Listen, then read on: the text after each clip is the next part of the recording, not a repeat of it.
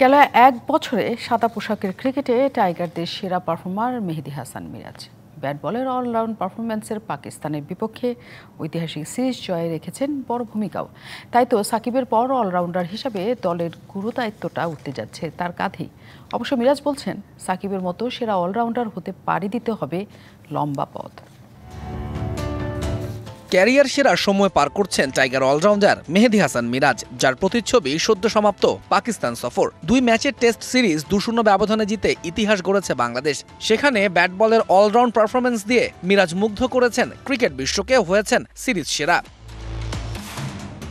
ক্যারিয়ারের গোধূলি লগ্নে দেশসেরা অলরাউন্ডার সাকিব আল হাসান, তার অবসরের পর অলরাউন্ডারের গুরু দায়িত্বটা উঠবে মিরাজের কাঁধেই। তবে মিরাজ বলছেন, সাকিবের মতো সেরা হতে পাড়ি দিতে হবে লম্বা পথ।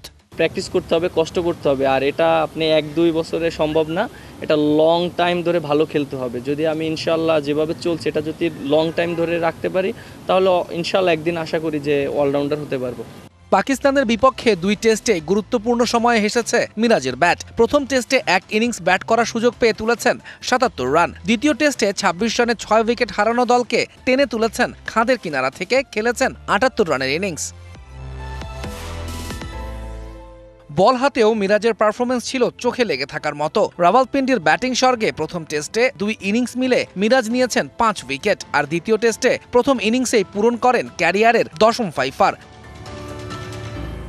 গেল এক বছরেও সাদা পোশাকের ক্রিকেটে মিরাজ আছেন টাইগারদের মধ্যে সবার ওপরে। ব্যাট হাতে 10 ইনিংসে করেছেন সর্বোচ্চ 380 রান, গড়টা 47.50।